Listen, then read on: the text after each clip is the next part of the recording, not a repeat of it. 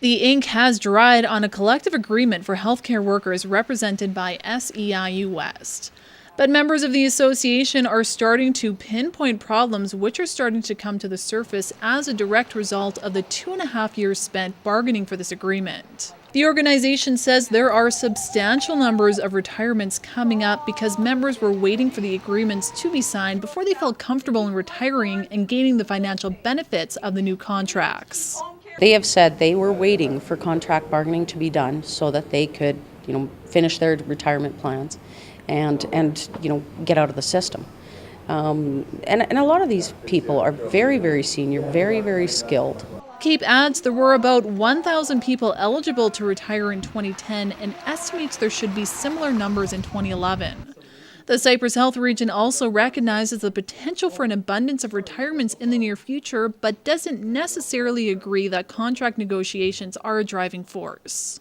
One of the areas that we do know that we have a high number of our staff that are eligible for retirement is special care aides. So those, of course, are people who work in long-term care facilities and in home care, providing that direct hands-on service.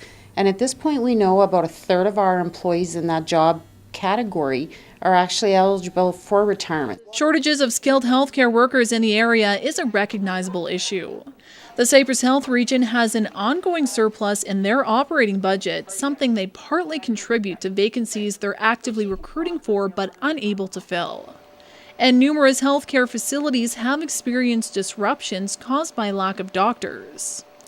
CAPE says the shortage of workers represented by SEIU West is equally detrimental to the healthcare system. We hear a lot about doctors' recruitment and retention, and that's very important.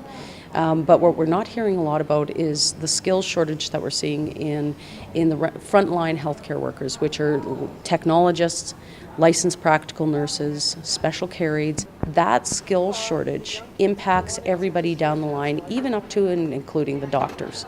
And even though Cypress Health does admit the potential for mass retirement, at this point they're still waiting for more concrete evidence before saying this will actually play out. Eligibility does not necessarily mean that people will choose at this time to retire.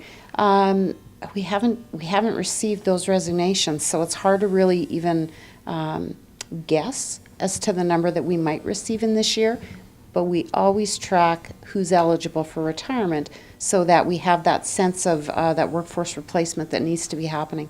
Both the region and SEIU West say they're actively recruiting skilled workers through a number of different avenues and trying to stay on top of what may have the potential to be a noticeable shortage of healthcare workers in the years to come. For Southwest TV News, I'm Kara Rapke.